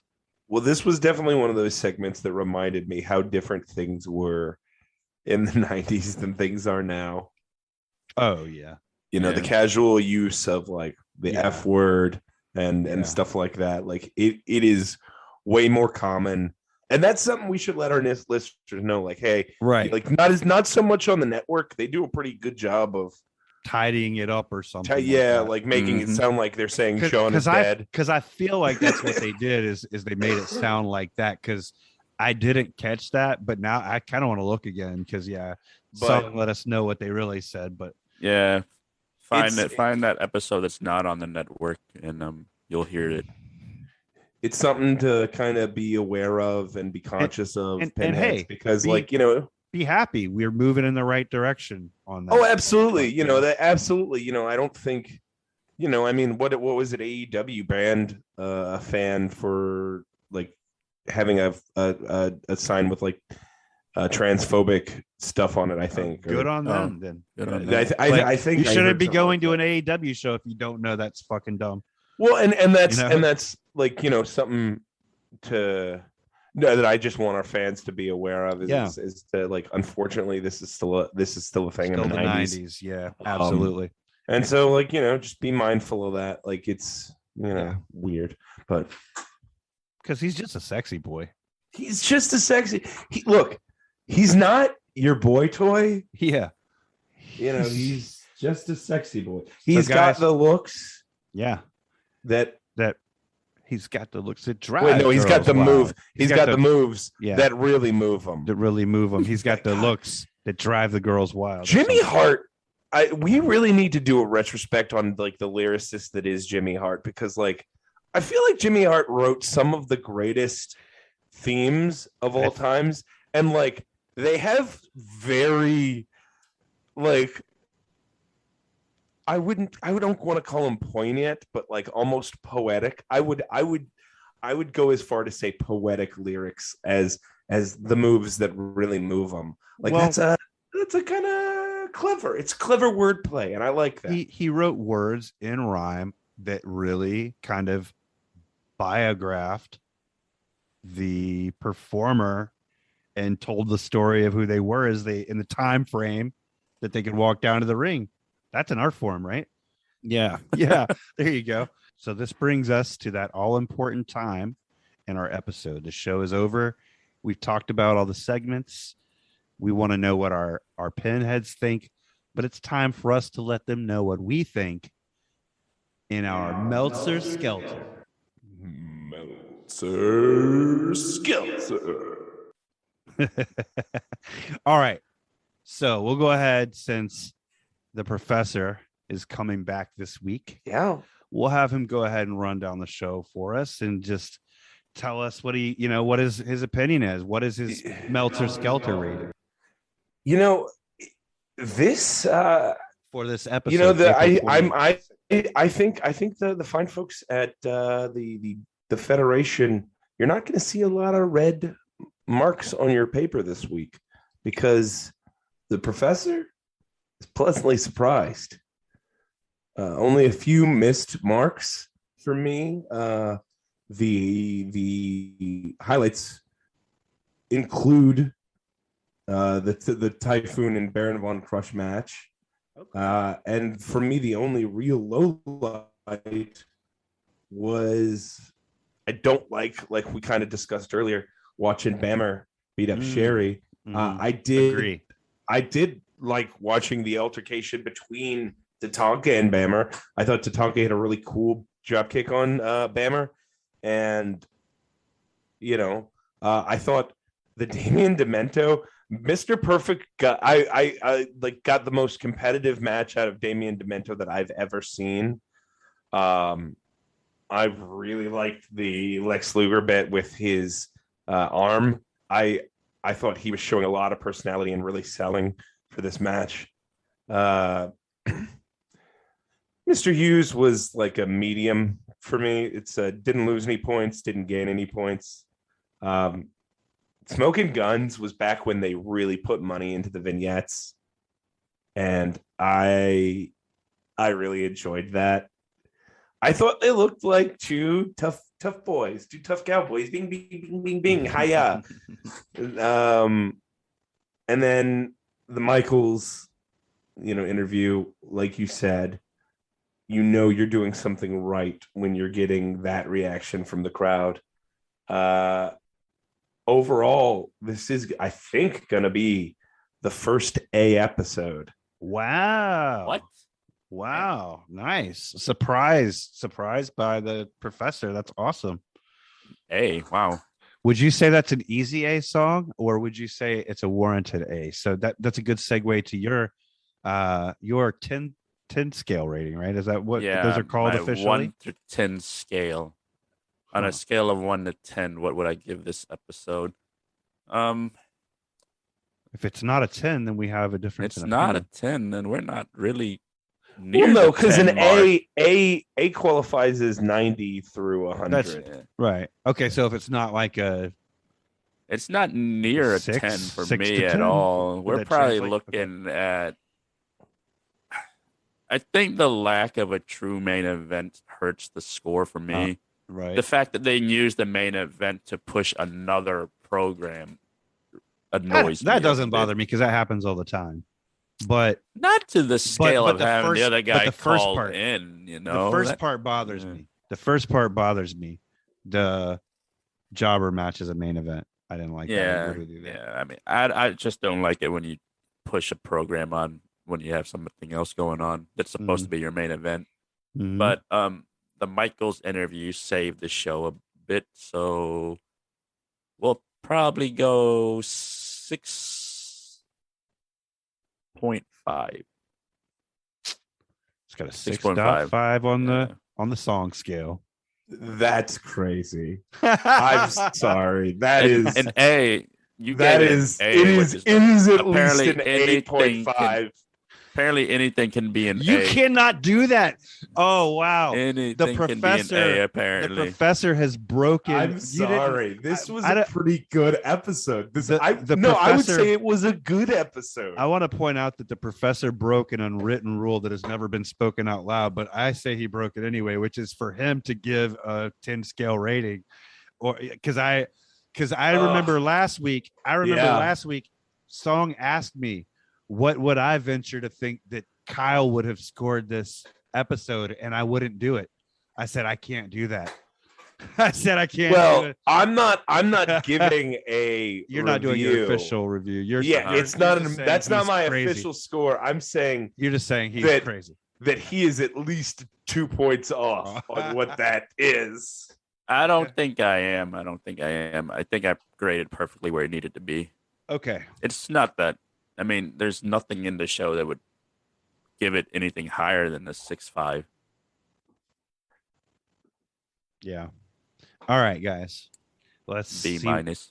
Let's see where I. He said I would have been. Oh, they've each scored each other now. Oh, it's become a thing.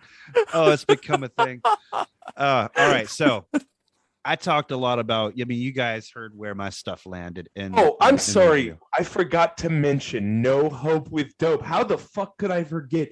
There was no hope with dope in this segment. How could you? Sorry, Jeremiah. I didn't mean to interrupt you, but come on. No hope with dope. I heard my Aunt Gregory. She's cool. Crying. I haven't seen her since the family picnic. We know what gets. She was dead the whole time. She was dead, you guys, because she did dope. There was no hope in the dope because she did the dope. She was the dope. We know how to get an A out of the professor. Oh my God. Poems and essays. So for me, man, you guys heard my where everything landed for me during the episode pretty much. Just as a reminder, I felt like everything was pretty much a highlight. I enjoyed everything except for the exact same reason Song said. Why is this a main event? I feel like there should always be a good main event. And then the whole Bam Bam, luckily it was just a segment, right? It was just like they're showing the segment from, I think it was Superstars or some other show. Yeah. But at any rate, I don't need to see that. Anytime I see, especially a wrestler that I like seeing give the flying headbutt, he's about to give the flying headbutt to Sherry. I don't want to see that shit. So those are my only two lowlights. So on my star scale, it being a pretty damn good episode. I agree with Kyle. Pretty damn good episode, but not a good. I agree. It gets 3.5 stars for me. 3.5. That's it. Song's looking at me like I'm crazy. Kyle's looking at me like I'm crazy. None of us are friends anymore. And on that note, we will end the episode, guys. Good night. Good. I think this is the first time we've all. This is the most disagreed we've ever been on an episode. As always, thank you so much for listening. Now we want to hear from you. You can hit us up at pinthechamppodcast@gmail.com. We're also on Twitter and Instagram at pinthechamp123. And our Google Voice number is 804-446-1139. We can't wait to hear from you.